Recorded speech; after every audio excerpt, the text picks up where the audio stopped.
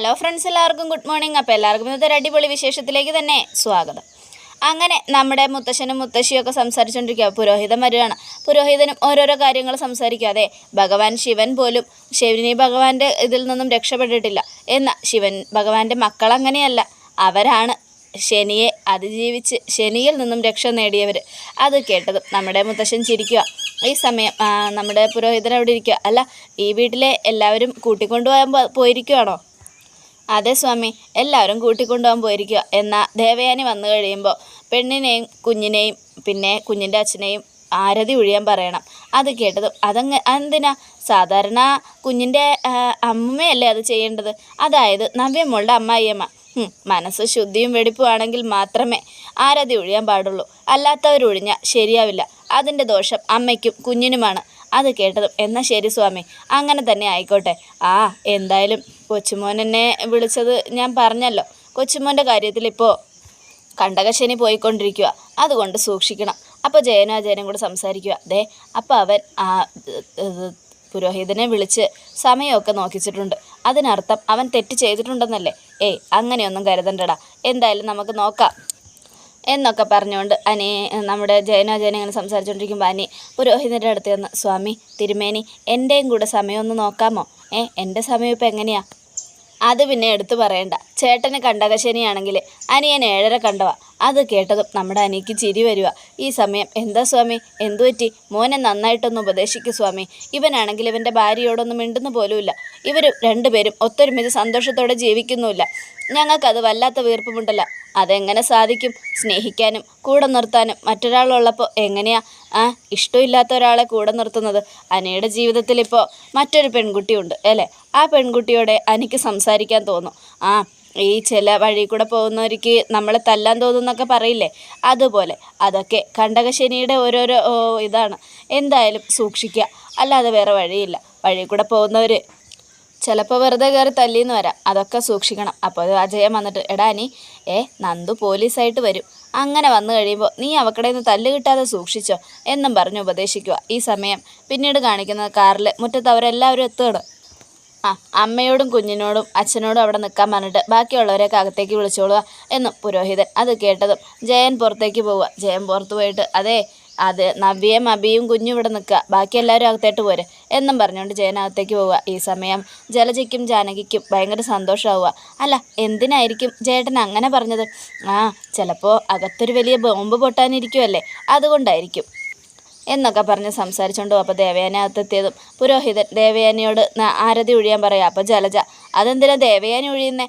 ഞാനല്ലേ കുഞ്ഞിൻ്റെ അമ്മമ്മ, അവക്കടെ അമ്മായി അമ്മ, അപ്പം ഞാനല്ലേ ആരതി ഒഴിയേണ്ടത്? അതെ പറഞ്ഞല്ലോ, മനസ്സും ശുദ്ധിയും നല്ല വൃത്തിയും വെടിപ്പും, മനസ്സിൽ കുശുമ്പും പുന്നായ്മയും ഒന്നും ഇല്ലാത്തവർ വേണം ഇതൊക്കെ ചെയ്യാൻ. ഈ വീട്ടിലെ ദേവയാനിക്ക് മാത്രമേ അങ്ങനെയുള്ളൂ എന്നും പറയുക. അത് കേട്ടതും ജലജയുടെ മുഖം അങ്ങ് മാറി. അപ്പം ജാനകിയുടെയും. ഈ സമയം ദേവയാനി ആരതി എടുത്തുകൊണ്ട് അങ്ങ് പോവുക. ആരതി എടുത്തുകൊണ്ട് പുറത്തു പോയി ആരതി ഒഴിഞ്ഞ് 3 പേരെയും അകത്തേക്ക് കൊണ്ടുവരിക. ഈ സമയം അവരെല്ലാവരും അകത്തേക്ക് വന്ന്, വരിക, ഇവിടെ വന്നിരിക്കുക എന്നും പറയണം. അങ്ങനെ നമ്മുടെ അബിയും നവ്യയും ഒക്കെ പുരോഹിതൻ്റെ അടുത്തേക്ക് ചെല്ലുക. പുരോഹിതൻ്റെ അടുത്തേക്ക് ചെന്നപ്പോൾ പുരോഹിതൻ ചോദിക്കുകയാണ്, എങ്ങനെയുണ്ട്? സന്തോഷകരമായ ജീവിതമല്ലേ? അതെ സ്വാമി എന്നൊക്കെ പറഞ്ഞുകൊണ്ട് നിൽക്കുമ്പോൾ പുരോഹിതനും ആരതി ഒഴിയാണ്. ഈ സമയം ആരതി ഒഴിയുന്ന സമയത്ത് പെട്ടെന്ന് തന്നെ ആ വിളക്കണഞ്ഞു. അതണഞ്ഞതും പുരോഹിതൻ അബിയെ ഒന്ന് തുറിച്ചു നോക്കി, നവ്യയെയും നോക്കി. എന്നിട്ട് അബിയോട്, വല്ല തെറ്റും ചെയ്യുന്നുണ്ടോ? അമ്മയെയും കുഞ്ഞിനെയും അവരറിയാതെ വിഷമിപ്പിക്കുന്നുണ്ടോ? അവരോട് എന്തെങ്കിലും തെറ്റ് ചെയ്തിട്ടുണ്ടോ? ഇല്ല സ്വാമി, ഞാനൊരു തെറ്റും ചെയ്തിട്ടില്ല.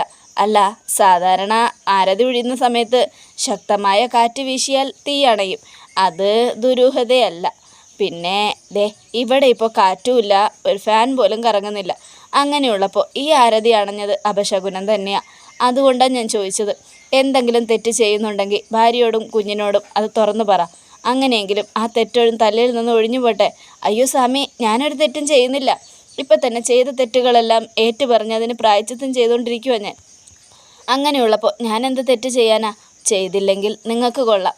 എന്നും പറഞ്ഞുകൊണ്ട് ഇങ്ങനെ നിൽക്കുക. അപ്പോൾ എല്ലാവരും അഭിയെ തന്നെ നോക്കുകയാണ്. ഈ സമയം നവ്യയ്ക്കാണെങ്കിൽ ഭയങ്കര ടെൻഷൻ. ഈശ്വര, ഇനി അഭി എന്തെങ്കിലും തെറ്റ് ചെയ്തിട്ടുണ്ടാവുമോ എന്നൊക്കെ ആലോചിച്ചുകൊണ്ട് നവ്യ ഇങ്ങനെ നിൽക്കുക. ഈ സമയം പുരോഹിതൻ്റെ കയ്യിൽ കാശ് വെച്ച് കൊടുത്ത് അഭി കാലിൽ വീണ് അനുഗ്രഹം മേടിക്കുക. നന്നായി വരിക, നന്നായിരിക്കുക, തെറ്റുകളൊന്നും ചെയ്യാതെ കുടുംബത്തെ നോക്കി സന്തോഷത്തോടെ ജീവിക്കുക എന്നും പറഞ്ഞുകൊണ്ട് അപ്പം നമ്മുടെ മുത്തശ്ശൻ, അങ്ങനെ അങ്ങ് പോയാലോ പുരോഹിത, എന്തേലും കഴിച്ചിട്ട് പോ സ്വാമി. ഏയ് വേണ്ട, സമയം ഒട്ടുമില്ല, ഇനി ഒരു ദിവസം ആവാം എന്നും പറഞ്ഞുകൊണ്ട് പുരോഹിതൻ പോയി. ഈ സമയം നമ്മുടെ നവ്യ അഭിയോട് ചോദിക്കുക, എടാ നീ എന്തെങ്കിലും തെറ്റ് ചെയ്തിട്ടുണ്ടോടാ? ഞാനറിയാതെ എന്തെങ്കിലും ചെയ്തിട്ടുണ്ടെങ്കിൽ അങ്ങ് തുറന്നു പറയാബി. ഏയ് ഇല്ല നവ്യേ, അയാൾക്ക് ഭ്രാന്ത, നിനക്ക് വേറെ പണിയില്ലേ? കാശ് മേടിക്കാൻ വേണ്ടി പലതും വിളിച്ചു പറയുന്നതാ, നീ അതൊന്നും കാര്യമായിട്ട് എടുക്കണ്ട എന്നൊക്കെ പറയാണ്. ഈ സമയം എല്ലാവരും അവിടെ സമാധാനത്തോടെ ഇരിക്കുക. അപ്പം മുത്തശ്ശി കുഞ്ഞാവേയും പിടിച്ചുകൊണ്ട് അവിടെ ഇങ്ങനെ ഇരിക്കുക. ഈ സമയം എല്ലാവരും ചിരിച്ചും കളിച്ചും തമാശയൊക്കെ പറഞ്ഞുകൊണ്ടിരിക്കുമ്പോൾ ജലജ, മോളെവിടെ എന്ന് ചോദിക്കുക. മോളോ? ഏത് മോള്? ഏത് മോളെക്കുറിച്ചാണ് മോളെ പറയുന്നത്? പറയും പോലെ ചന്തുമോളെവിടെ എന്നും ചോദിക്കണം. അത് കേട്ടതും നമ്മുടെ കനകയും ഗോവിന്ദനും മാറി മാറി നോക്കുക. ചന്തുമോളോ എന്നും ചോദിച്ചുകൊണ്ട് അപ്പോഴേക്കും നമ്മുടെ നയന, ഞാനിപ്പോൾ കൂട്ടിയിട്ട് വരാം എന്നും പറഞ്ഞുകൊണ്ട് മുകളിലേക്ക് പോവുക. ഈ സമയം നമ്മുടെ മുത്തശ്ശിയോട് ഗോവിന്ദനും കനകയും ചോദിക്കുക, ആരാ ഈ ചന്തുമോള്? അതൊക്കെ നയന മോള് നേരിട്ട് വന്ന് പറയും കനകെ. എന്തായാലും നിങ്ങൾ ടെൻഷൻ അടിക്കാതിരിക്കേ. അപ്പോൾ ജലജയും ജാനകിയും കൂടെ മുഖത്തോട് നോക്കി, ഇതേ ഇപ്പം ആ വലിയ ബോംബ് പൊട്ടും, ഇനി രണ്ടെണ്ണത്തിനും എന്തെങ്കിലും അറ്റാക്ക് വന്ന് ഇവിടെ നിന്ന് കൂട്ടിക്കൊണ്ട് പോകേണ്ടി വരും എന്നൊക്കെ പറഞ്ഞ് സന്തോഷത്തോടെ ഇങ്ങനെ നിൽക്കുക. ഈ സമയം മുകളിലെത്തിയ നയന ചന്തുമോളോട്, മോളെന്തോടെ ഒറ്റയ്ക്കിരിക്കുന്നത്? എന്തുകൊണ്ടാണ് മോളെ താഴേക്ക് ഇറങ്ങി വരാതിരുന്നേ? മുത്തശ്ശി പറഞ്ഞു എന്നോട് ഇവിടെ ഇരുന്നാൽ മതിയെന്ന്, അതുകൊണ്ടാണ് നയനാമ്മേ ഞാൻ ഇവിടെ തന്നെ ഇരുന്നേ. അങ്ങനെയൊന്നും മോൾ ഒളിച്ചിരിക്കേണ്ട ആവശ്യമില്ല, താഴേക്ക് ഇറങ്ങി പോരായിരുന്നില്ലേ? അവിടെ വന്നാൽ എന്നെ ആരെങ്കിലും വഴക്കു അറിയോ നയനാമ്മേ? എനിക്ക് പേടിയാ നയനാമ്മേ എന്നും പറയുക. അത് കേട്ടതും, എന്തിനാ മോളെ പേടിക്കുന്നേ? മോളെ വഴക്ക് പറയാൻ അവിടെ ആരുമില്ല, കുഞ്ഞുങ്ങളെ തിരിച്ചറിയുന്ന ആൾക്കാരാ താഴെ ഇരിക്കുന്നത്, കേട്ടല്ലോ? അതുകൊണ്ട് മോള് പേടിക്കൊന്നും വേണ്ട, വാ എന്നും പറഞ്ഞുകൊണ്ട് ചന്തുമോളെ എടുത്ത് നയന താഴേക്ക് വരിക. ഈ സമയമാണെങ്കിൽ കനകയും ഗോവിന്ദനും ഒന്നും മനസ്സിലാവാത്ത പോലെ പരസ്പരം അങ്ങോട്ടും ഇങ്ങോട്ടൊക്കെ നോക്കുക. അപ്പോൾ ഗോവിന്ദ്, എന്തൊക്കെയാ മൂർത്തി സാറേ ഈ പറയുന്നേ? ചന്തുമോളോ? എനിക്കൊന്നും മനസ്സിലാവുന്നില്ല. മനസ്സിലാവും ഗോവിന്ദ, കുറച്ച് നേരം ക്ഷമിക്ക്, നയനമോളിങ്ങ് എത്തിക്കോട്ടെ, എല്ലാം നയനമോള് തന്നെ പറയും, ഞങ്ങൾ പറയുന്നതിനേക്കാൾ നല്ലത് അതല്ലേ എന്നും പറയുകയാണ്. ഈ സമയം നയന കുഞ്ഞിനെയും കൊണ്ടുവരിക. ഇതാണമ്മേ ചന്തുമോള്. ആഹാ, ഈ മോളാരാ? അത് ഈ മോളെ മുത്തശ്ശനെ ഇങ്ങോട്ട് കൂട്ടിക്കൊണ്ടു വന്നേ. ഈ മോൾക്ക് ആരുമില്ലമ്മേ, ഈ മോള് ഇവിടെ വളരണമെന്നും പറഞ്ഞ മുത്തശ്ശൻ കൂട്ടിക്കൊണ്ടു വന്നത്. അതിനെന്തിനാ മറച്ചു വയ്ക്കുന്നേ? എല്ലാവരും ഇത്ര അത്ഭുതത്തോടെ പറയുന്നേ, ഞങ്ങളെ പേടിപ്പിക്കുന്നത് പോലെ. അതെന്തുകൊണ്ടാണെന്നറിയാമോ? ആ കുഞ്ഞിൻ്റെ അച്ഛൻ ആദർശായതുകൊണ്ട്. അത് കേട്ടതും നമ്മുടെ കനകയും ഗോവിന്ദനും ഞെട്ടി. എന്നിട്ട് അവരോട് ചോദിക്കുക, എന്താ പറഞ്ഞത്? അയ്യോ, അപ്പം കനകയ്ക്കൊന്നും അറിയില്ലേ? ആ കുഞ്ഞിൻ്റെ അച്ഛനെ ആദർശിനെ ഒരബദ്ധം പറ്റിയതാ. കല്യാണത്തിന് മുമ്പ് ഒരു പെണ്ണുമായിട്ട് അടുപ്പമുണ്ടായി. അതിനുശേഷം ഒരു കുഞ്ഞിന് ആ പെണ്ണ് ജന്മം നൽകി.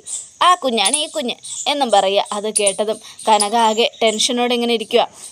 അമ്മയോട് ഞാൻ എല്ലാം പറയാം. അമ്മ വന്നേ, അമ്മ ഇങ്ങനെ ടെൻഷൻ അടിച്ചിരിക്കരുത്, ഇത് കാണുമ്പോൾ എനിക്ക് സഹിക്കാൻ പറ്റുന്നില്ലമ്മേ, അമ്മ വാ എന്നും പറഞ്ഞുകൊണ്ട് നമ്മുടെ കനകയും വിളിച്ചുകൊണ്ട് നയന പുറത്തേക്ക് പോവുക. ഈ സമയം ഗോവിന്ദരുന്ന് പൊട്ടിക്കരയുക. അച്ഛൻ വിഷമിക്കല്ല അച്ഛാ, ഞാൻ എന്തൊക്കെയാണ് മോളെ കേൾക്കുന്നത്? എനിക്കൊന്നും മനസ്സിലാവുന്നില്ലല്ലോ. നമ്മളൊക്കെ ഏറ്റവും കൂടുതൽ വിശ്വസിച്ച ആദർശമോനെ കുറിച്ചാണോ നിങ്ങളീ പറയുന്നത്? അതെ അച്ഛാ, ആദർശേട്ടനെ കുറിച്ച് തന്നെയാണ് പറയുന്നത്. ഞാനെല്ലാം നേരത്തെ അറിഞ്ഞതാ, പക്ഷേ ഒന്നും പറയാതിരുന്നത് അച്ഛൻ ഇങ്ങനെ തളർന്നിരിക്കുന്നത് കാണാൻ വയ്യാത്തത് കൊണ്ടാണ്. എന്നാലും ആദർശേട്ടൻ ഇങ്ങനെയൊക്കെ ചെയ്യുമെന്ന് ഞാൻ അറിഞ്ഞില്ല അച്ഛാ. ഏറ്റവും ഈ വീട്ടിൽ സത്യസന്ധനും ആത്മാർത്ഥതയുള്ളതും ആദർശേട്ടനാണെന്നാണ് കരുതിയത്. പക്ഷെ അങ്ങേര് തന്നെ ഇങ്ങനെ ചെയ്തപ്പോൾ ഒട്ടും സഹിക്കാൻ പറ്റിയില്ല. അതുകൊണ്ടാണ് ഇന്ന് എല്ലാവരുടെ മുൻപിൽ നിന്നും ആദർശേട്ടൻ മാറി നിൽക്കുന്നത്. ആദർശേട്ടനെ കണ്ണുമടച്ചങ്ങ് വിശ്വസിക്കരുത് അച്ഛാ എന്നൊക്കെ പറഞ്ഞുകൊണ്ട് നവ്യയും ഒരുപാട് ഉപദേശിക്കുക. അത് കേട്ടതും അഭി ഭയങ്കര സന്തോഷത്തിൽ നിൽക്കുക. എന്തായാലും ഞാൻ രക്ഷപ്പെട്ടു. ആദർശിൻ്റെ പേരും പറഞ്ഞ് എനിക്കിനി പ്രശ്നങ്ങളൊന്നും ഉണ്ടാവില്ല. എടാ ആദർശേ, നീ ഇവിടെ ഒരുപാട് നല്ലവനായതല്ലേ, അതുകൊണ്ട് ഇനിയും നീ അനുഭവിക്കണം, ഒരുപാട് അനുഭവിക്കണം. അനുഭവങ്ങളിനി നിനക്ക് ഒരു പാഠം പഠിപ്പിക്കും എന്നൊക്കെ പറഞ്ഞുകൊണ്ട് നമ്മുടെ അഭി ഇങ്ങനെ ആലോചിച്ചുകൊണ്ട് നിൽക്കുക.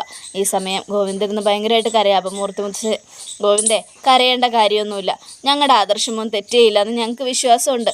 അതുപോലെ ഗോവിന്ദൻ്റെ മകൾക്കും നല്ല ആത്മവിശ്വാസമുണ്ട്. അങ്ങനെയുള്ളപ്പോൾ ഗോവിന്ദൻ എന്തിനാണ് വിഷമിക്കുന്നത്? ഇന്നല്ലെങ്കിൽ നാളെ അവൻ തെറ്റ് ചെയ്തിട്ടില്ല എന്ന് തെളിയും.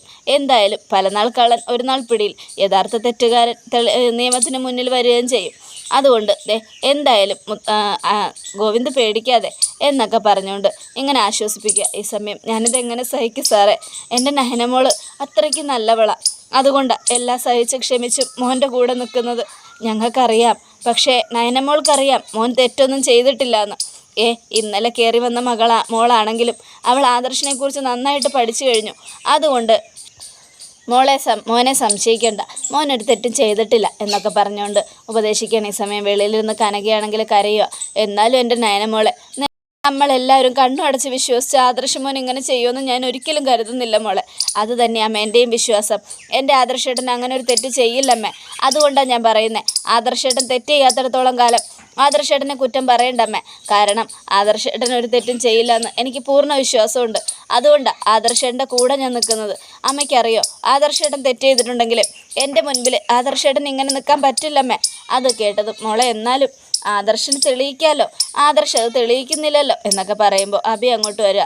എന്തിനാ അമ്മേ ഇങ്ങനെ വിഷമിക്കുന്നേ? ആദർശേട്ടന് കല്യാണത്തിന് മുമ്പ് ഒരു പെണ്ണുമായിട്ട് അടുപ്പം ഉണ്ടായിരുന്നായിരിക്കും, അതിലൊരു തെറ്റുപറ്റി. അത് ഇത്ര വലിയ ഇതായിട്ട് അമ്മ എടുക്കണ്ട, വിട്ട് കളഞ്ഞേരമ്മേ. എന്നാലും മോനാണ് തെറ്റ് ചെയ്തെങ്കിൽ ഞങ്ങളൊക്കെ ഇത്രയ്ക്ക് ടെൻഷൻ അടിക്കില്ലായിരുന്നു. കാരണം ഞങ്ങൾക്കറിയാം മോൻ പണ്ട് മുതലേ തെറ്റ് ചെയ്തുകൊണ്ട് നടക്കുന്നവനാണ്. പക്ഷേ ആദർശ മോനെക്കുറിച്ച് ഞങ്ങൾക്ക് എല്ലാവർക്കും ഒരു വലിയ വിശ്വാസമായിരുന്നു, മര്യാദയായിരുന്നു. അതെല്ലാം ഇപ്പോൾ ഇല്ലാതായി എന്നൊക്കെ പറഞ്ഞുകൊണ്ട് കനക കരയുക. അമ്മേ വിഷമിച്ചിട്ടൊന്നും ഒരു കാര്യമില്ലമ്മേ.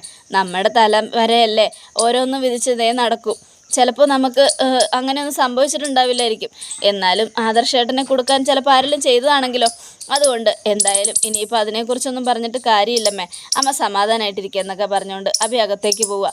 ഈ സമയം അമ്മേ ഞാൻ പറഞ്ഞില്ലേ, ആദർശേട്ടൻ ഒരു തെറ്റും ചെയ്തിട്ടില്ല. ആദർശേട്ടനെ മനഃപൂർവ്വം കൊടുക്കാൻ വേണ്ടി ആരോ ചെയ്ത തെറ്റായത്. അത് ആദർശേട്ടൻ്റെ തലയിൽ കെട്ടിവെച്ചു. എല്ലാവർക്കും സംശയം അഭിയാണ്. അമ്മ സമാധാനത്തോടെ ഇരിക്കെ. എന്തായാലും ആദർശേട്ടന് ഈ തെറ്റ് ചെയ്യില്ല എന്ന് എനിക്ക് പൂർണ്ണ ഉറപ്പുണ്ടമ്മേ. അതുകൊണ്ട് എനിക്ക് പേടിയില്ലമ്മേ എന്നൊക്കെ പറഞ്ഞുകൊണ്ട് നയനങ്ങൾ നിൽക്കുക. പക്ഷേ എന്നാലും എൻ്റെ പൊന്നുമോളെക്കുറിച്ച് ഓർക്കുമ്പോഴാണ് അമ്മയ്ക്ക് വിഷമം. നിങ്ങൾക്ക് ഇതുവരെ ഒരു കുഞ്ഞ് ജനിച്ചിട്ടില്ല, അതിനിടയിൽ ആദർശിൻ്റെ കുഞ്ഞെന്നും പറഞ്ഞൊരു മോൾ ഇവിടെ കയറി വന്നിരിക്കുന്നു. എല്ലാം കൊണ്ടും എൻ്റെ മോൾക്ക് കഷ്ടകാലമാണല്ലോ.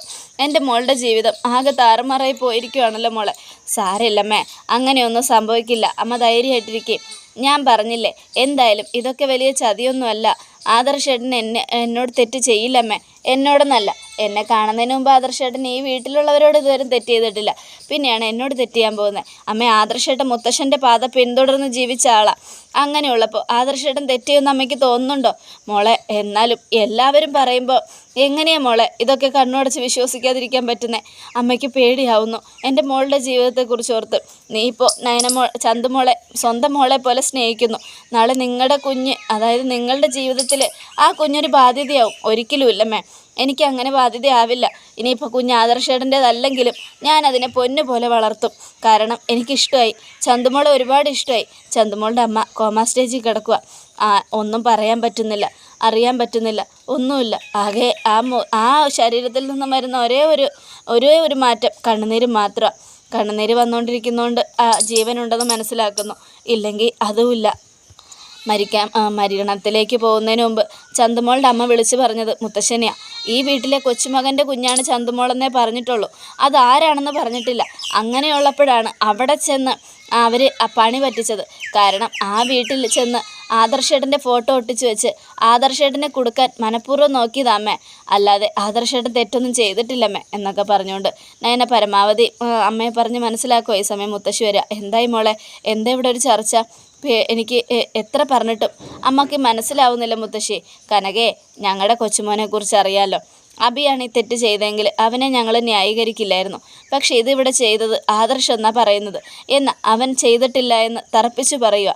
അങ്ങനെയുള്ളപ്പോൾ എങ്ങനെയാ അവനെ അവിശ്വസിക്കാൻ കഴിയുന്നത്? അവനെ വിശ്വസിക്കേ. അവനൊരിക്കലും വിശ്വസിക്കുന്നവരെ ചതിക്കില്ല, സ്നേഹിക്കുന്നവരെ കരയിക്കില്ല. എന്നാലും മുത്തശ്ശി, എന്നാലും അമ്മേ, ഞങ്ങൾ കരുതിയത് അങ്ങനെയൊന്നും അല്ലല്ലോ. ആദർശിനെക്കുറിച്ച് ഒരുപാട് സന്തോഷിച്ചതാണ്. അവനെപ്പോലെ ഒരു മരുമകനെ കിട്ടിയതിൽ ഞങ്ങൾ അഭിമാനിച്ചതാണ്. ഇപ്പോൾ അപമാനത്തോടെ തല ഉയർത്തിപ്പിടിച്ച് നടക്കേണ്ടി വരുമല്ലോ. ഒരിക്കലുമില്ല. ആദർശിനെ സ്നേഹിച്ചതിനും വിശ്വസിച്ചതിനും അവൻ നിങ്ങളെ ഒരിക്കലും കരയിക്കില്ല. അവനെന്നും ആത്മാർത്ഥതയുള്ളവനാ. അതുകൊണ്ട് തന്നെ അവൻ തെറ്റ് ചെയ്തിട്ടില്ല എന്ന് അവൻ തെളിയിക്കും എന്നും മുത്തശ്ശി പറയുക. അത് കേട്ടതും എന്നിട്ട് എവിടെ, ഇന്നത്തെ ദിവസവും എല്ലാവരുടെയും മുൻപിൽ നിന്നും മാറി നിൽക്കുമല്ലോ ആദർശ്, ഇങ്ങോട്ടൊന്നും വന്നു പോലും ഇല്ലല്ലോ. വരും, അവനിപ്പോൾ ഇവിടെ ഇല്ല, പുറത്തു പോയിരിക്കുക. എന്തായാലും അവൻ വരും. അവൻ വരുമ്പോൾ നിങ്ങളുടെ അടുത്തൊന്ന് സംസാരിക്കുമ്പോൾ നിങ്ങൾക്ക് മനസ്സിലാവും അവനൊരു തെറ്റും ചെയ്തിട്ടില്ല എന്ന്. അപ്പം നയന, അതെ അമ്മേ, എൻ്റെ ആദർശേട്ടൻ ഒരു തെറ്റും ചെയ്തിട്ടില്ല അമ്മേ, അമ്മക്കത് മനസ്സിലാവും. അമ്മ എന്തായാലും ആദർശേട്ടനെ നന്നായിട്ട് മനസ്സിലാക്കിയ ആളല്ലേ, ഒന്ന് ചിന്തിച്ച് നോക്ക്, എൻ്റെ ആദർശേട്ടൻ അങ്ങനെ ചെയ്യാൻ പറ്റുമെന്ന് അമ്മയ്ക്ക് തോന്നുന്നുണ്ടോ എന്നൊക്കെ പറഞ്ഞ് ചോദിക്കുമ്പോൾ ആദർശ് അവിടെ മാസ് എൻട്രി നടത്തുകയാണ്. കാറിൽ നിന്നും വന്നിറങ്ങി അവരെല്ലാവരെയും നോക്കി നിൽക്കുക. പക്ഷേ കട്ട കലിപ്പ് മുഴുവനും അബിയോടാണ്. കാരണം ഇത്രയൊക്കെ തെറ്റ് ചെയ്തിട്ടും എല്ലാ കുറ്റവും തൻ്റെ തലയിൽ കെട്ടിവെച്ച് പണം പോലും തട്ടിയെടുത്തവൻ അബി. അതുകൊണ്ട് തന്നെ അബിയോട് ക്ഷമിക്കാനും പൊറുക്കാനും ആദർശിന് കഴിയില്ല. രണ്ടും കൽപ്പിച്ച് വരുന്ന ആദർശ് അബിയെ എന്ത് ചെയ്യുമെന്നറിയാൻ നാളത്തെ എപ്പിസോഡിനായി കാത്തിരിക്കുക. എല്ലാവർക്കും ഒരിക്കൽ കൂടെ നല്ലൊരു ശുഭദിനം തന്നെ ആയിക്കോട്ടെ. Thank you.